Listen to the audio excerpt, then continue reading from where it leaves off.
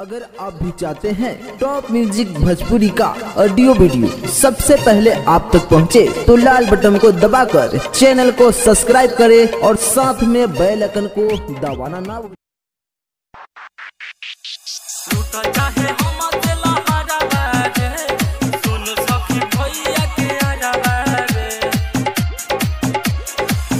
चाहे हम अकेला हारा बारे, सुनो सखी भैया के आरा बारे।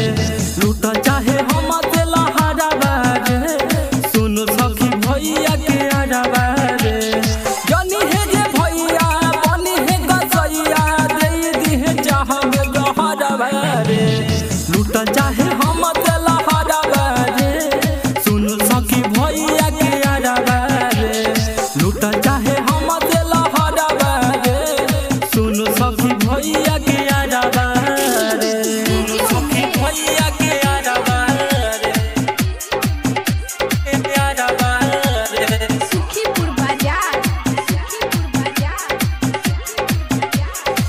बगल में बैठी के कन के चलावे, मारी के मुस्की हमके फसावे।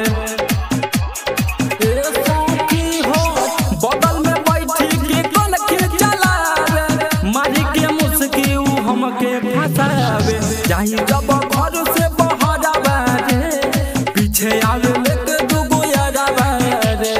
जाई जब घर से बाहर आवे, पीछे आवे माने नहीं बतिया, माराई लोकर मतिया, धइले तमके अकबारा बारे। लूटा चाहे हम अकेला हारा बारे, सुनो सखी भैया के आरा बारे।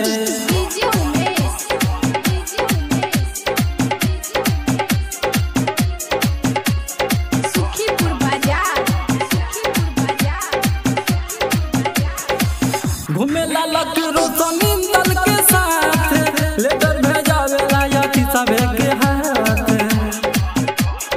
ए सखी हो घूमे ला लकरो जमीन दल के साथ, लेकर भेजावे लाया किसाबे के हाथ। कहिले दिनों से हम प्यारा बारे, लगे खाली भैया से डरा बारे। कहिले दिनों से हम प्यारा बारे, लगे खाली भैया से डरा बारे। जानी है जे भैया बनी है गसैया, दे दी है जहां में जहरा बारे। लूटा चाहे हम अकेला हारा बारे, सुनो सखी भैया के आरा बारे।